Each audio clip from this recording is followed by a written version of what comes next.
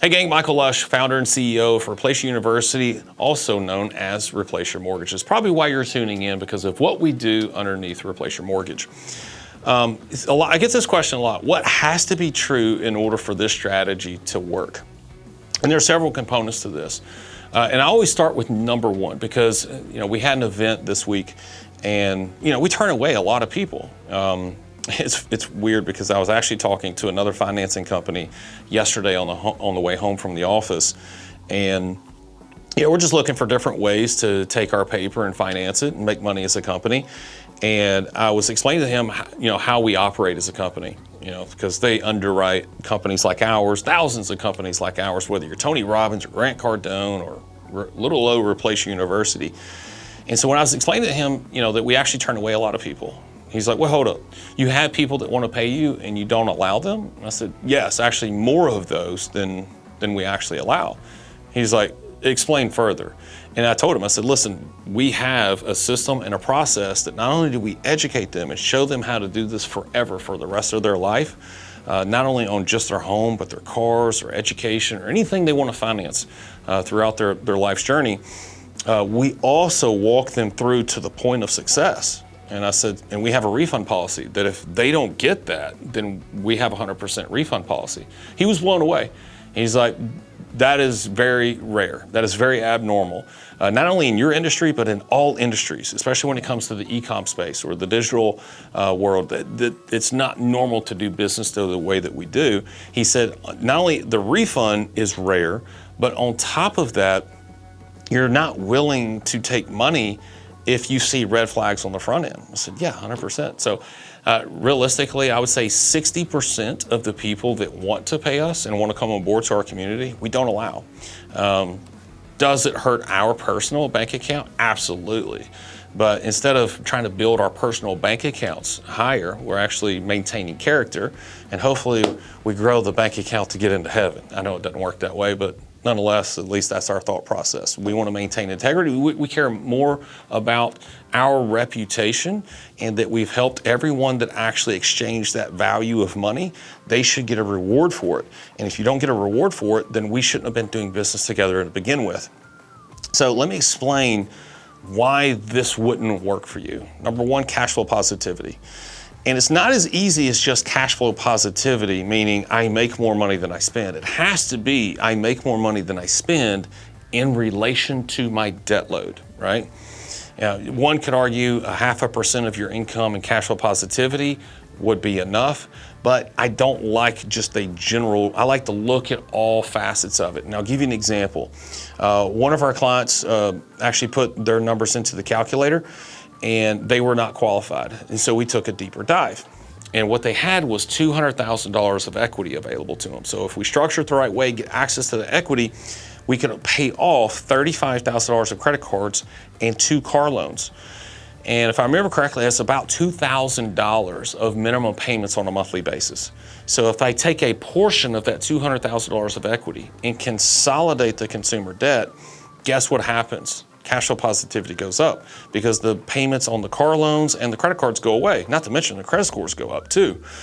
And one would argue like, well, I don't want to do that because I have a 1.9% on my car loan. Doesn't matter. It's an installment loan, front-loaded, amortized loan. It almost always loses to a simple interest debt tool that is combined with your cash flow. Let me explain. Let's say you've got a car loan, $30,000 car loan at 1.9%. Your payment on that car loan is going to be $552 a month. And if you were to take that and roll it into the home equity line of credit, your home equity line of credit payment, the minimum payment on that, is going to increase by about $100 a month. So instead of having a $552 going out the door, you now have an additional $100 going out the door. So that's a difference of $452. Well, where does that $452 go? It goes towards the principal reduction of the home equity line of credit. And when we showed them the math in black and white, look, if you don't include the car loan, it's going to take you 2 years longer. If you do include the car loan, it's going to be 2 years less to not just have your home paid off, but also the car.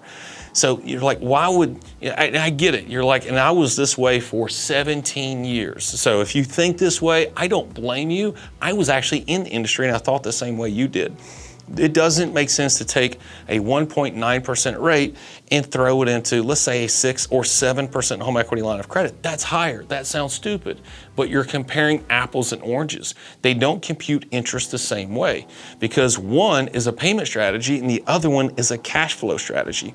So now that we relooked at her numbers, paying off the credit cards, paying off the car loans, credit scores will eventually skyrocket. But you will now qualify because you've just freed up additional cash flow that goes where? Towards the principal reduction of your line of credit. Now, in a mortgage, if you did principal reduction, that money is gone for a long period of time. There's only two ways to access it. Refinance, which costs thousands, sometimes tens of thousands, to refinance to get access to your equity in your home, or sell, which can also cost tens of thousands of dollars because you got realtor commissions and title insurance fees and all this stuff. So yeah, I mean, both options to get access to your equity is very expensive.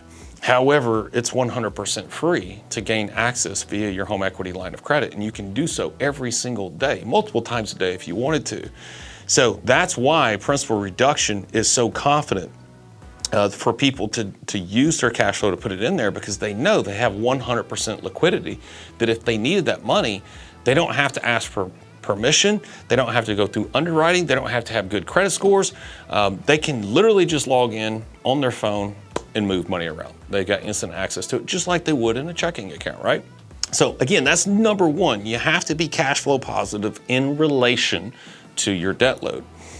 Number two is, we personally, this isn't for this to actually work for you, but we as a company require you to have at least 680, ideally 700 credit score and above.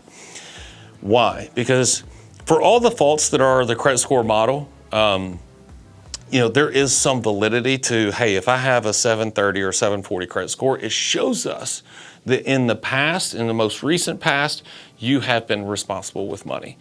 So it already kind of gives us somewhat of your behavioral decisions that, hey, if you were recently late or defaulted on something or foreclosed or had a car repossessed, you're not going to have a 700 plus credit score, which means you, in the recent years, have not overextended yourself. And you at least show some behavioral patterns with money that is somewhat responsible, albeit a lot of people could have a mortgage, and I would argue that's not responsible borrowing. But nonetheless, I digress.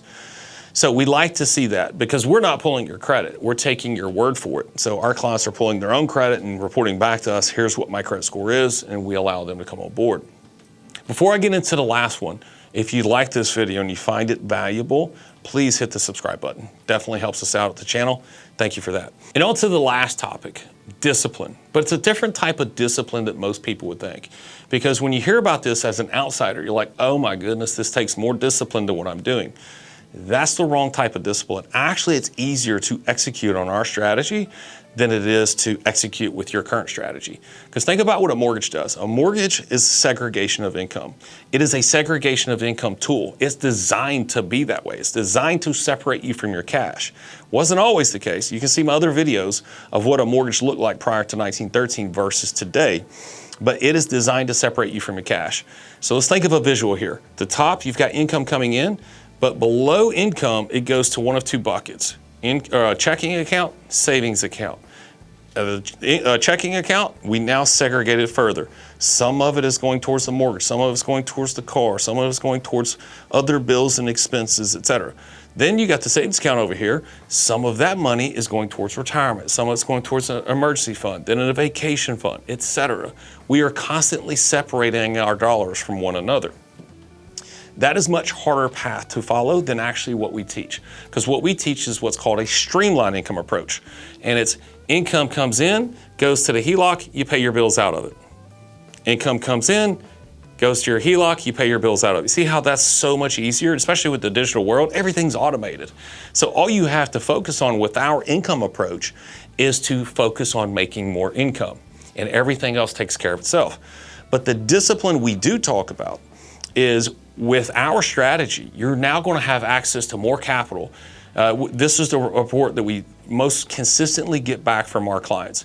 I now have access to more capital than I've ever had access to before in my life, because their principal reduction is going down much faster than if they had a mortgage, but they always have liquidity and access to that equity. So very quickly, in a couple of years, they got access to a couple $100,000 of capital.